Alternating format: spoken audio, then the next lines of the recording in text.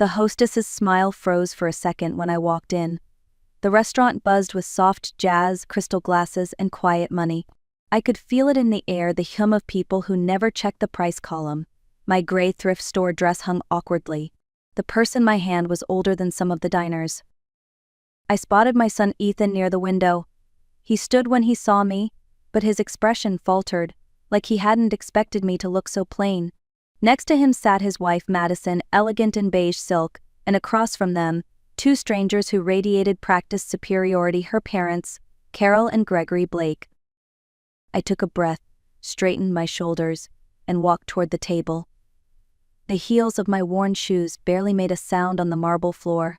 I wasn't sure what hurt more, the judgment in their eyes or knowing my own son feared it.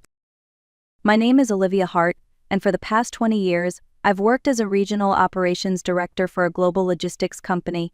I oversee thousands of employees and manage budgets that most people will never see in a lifetime. My monthly salary alone could pay for a small house, yet no one who meets me would ever guess. That's exactly how I like it. I live in a modest apartment on the north side of Chicago. The furniture is old but clean. The walls are bare except for a single painting my son made when he was 6. My car is 10 years old, my shoes are scuffed, and I still cook dinner at home every night. I could afford the city's most expensive restaurants, but I prefer my quiet kitchen. People confuse simplicity with poverty, but I know better. Simplicity is freedom. Ethan, my only child, grew up believing I was an office assistant. I never corrected him. I wanted him to value people, not money. I wanted him to understand that hard work means more than luxury. So I hid my title, my income, and the life I had built. I let him see only the calm, ordinary version of me, the mother who packed lunches and paid bills on time. Money, to me, has never been proof of success. It's a responsibility. And on that Saturday night, as I stood outside that glittering restaurant, I decided it was time to see how people like the Blakes measured worth. It started with a phone call on a Tuesday afternoon. I was finishing a report when Ethan's name appeared on my screen. His voice carried that careful tone I knew too well, the one he used when he was nervous. "Mom," he said, "Madison's parents are visiting from Dallas. They'd love to meet you. We're having dinner on Saturday. It's a really nice place downtown." I smiled, though something in his voice made me pause. "Of course I'll come," I said. "Is everything okay?" He hesitated. "Yeah, it's just they can be a little formal. Old-fashioned about appearances." Appearances. That word lingered like smoke. "Do they know anything about me?" I asked. He went quiet for a few seconds. Then, softly, I told them, "You work in an office, that you live alone, that you're simple." Simple. I repeated the words silently. After we hung up, I stood in the middle of my living room, staring at the familiar, modest furniture. My son's voice echoed in my mind. He wasn't inviting me as a proud son introducing his mother. He was asking me not to embarrass him.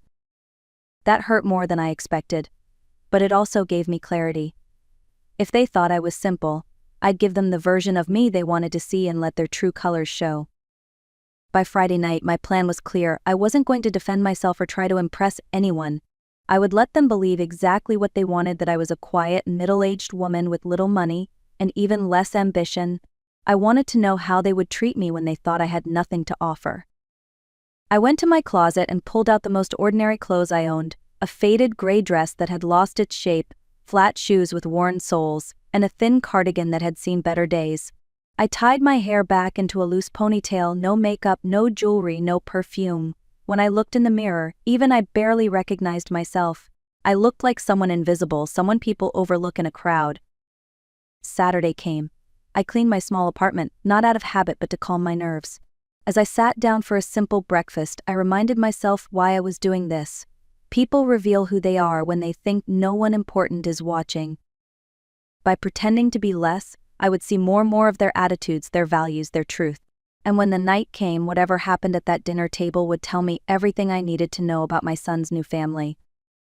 The taxi dropped me off in front of an upscale restaurant in River North, where luxury cars lined the curb and soft music drifted through the glass doors. Inside, chandeliers glowed like captured stars, and every guest looked polished, confident, certain they belonged. I walked in slowly, clutching my faded purse, feeling the weight of 100 unspoken judgments.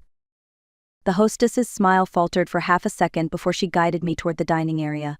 I spotted Ethan immediately standing beside a corner table, straightening his tie, checking his watch.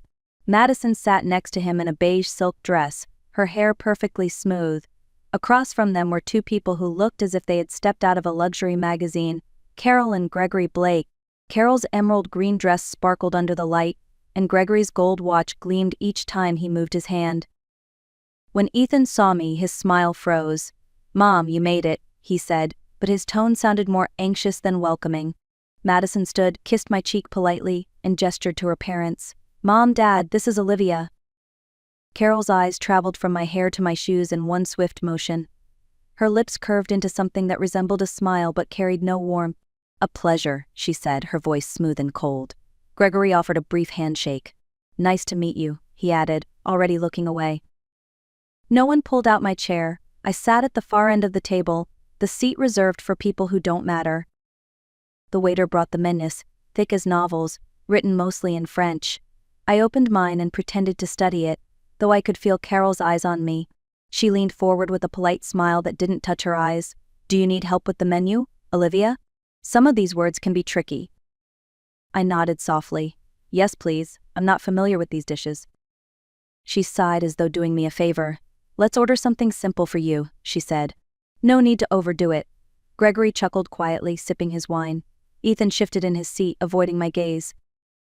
Carol began talking about their trip from Dallas, how exhausting first-class flights were, how difficult it was to find decent imported wine in Chicago. Then came the casual mentions of money, the five-star hotel, the $500 a night suite, the boutique shopping just for fun. She spoke the way some people breathe constantly, effortlessly, unaware of how it sounds to others. I nodded politely. "That sounds lovely," I said, and she seemed almost disappointed that I didn't appear impressed. After a while, she turned to me again. "And what do you do, Olivia?"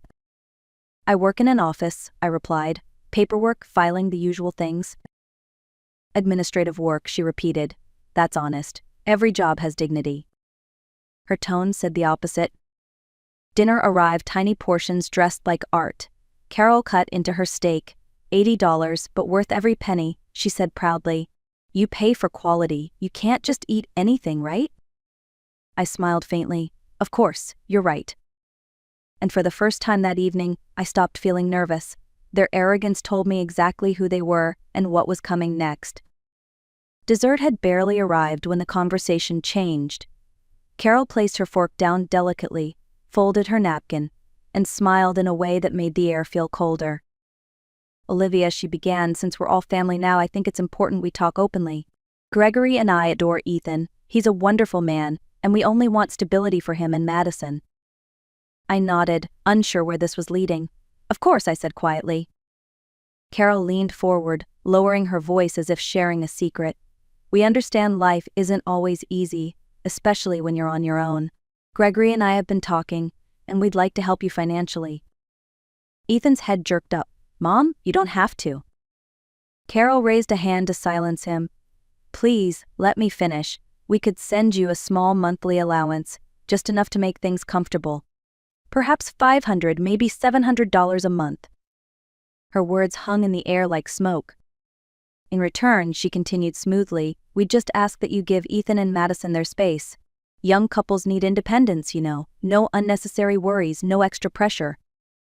I looked at her for a long time. $700 to disappear from my son's life. I smiled faintly. "That's generous," I said softly. But inside something had shifted. The timid mother they thought they knew was gone. The woman who built an empire in silence had just woken up. I placed my napkin neatly beside my plate and took a slow breath. My voice, when I spoke, no longer trembled. "That's an interesting offer, Carol. $700 a month to make sure I don't bother my son. May I ask, how did you arrive at that number?" Carol blinked, caught off guard. "Oh, I didn't mean it like that, it's just something modest." A gesture. "A gesture," I repeated. "You've mentioned money quite a bit tonight, your trips, your hotels, your wine. Tell me, Carol, has it ever bought you anything that truly mattered?" The color drained from her face. "Excuse me?" "Respect," I continued calmly. "Has it bought you respect? Or love? Or empathy?" I leaned slightly forward, meeting her eyes. "Because I've noticed something. People who constantly talk about money are usually the ones who understand it the least. Gregory cleared his throat. Now hold on.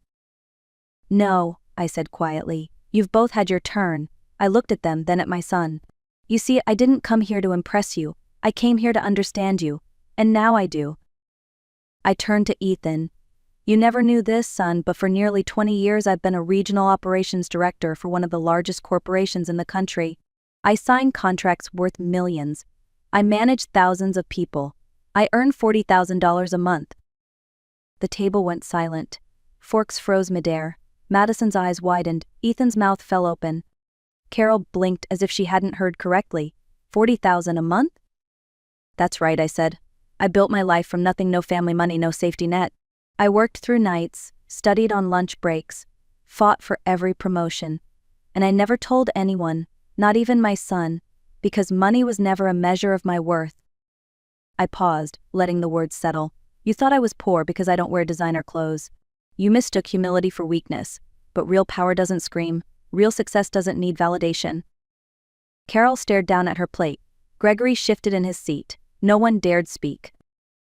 I picked up my glass of water, my hand steady. So thank you, Carol, I said quietly. You wanted to offer me $700 a month to disappear.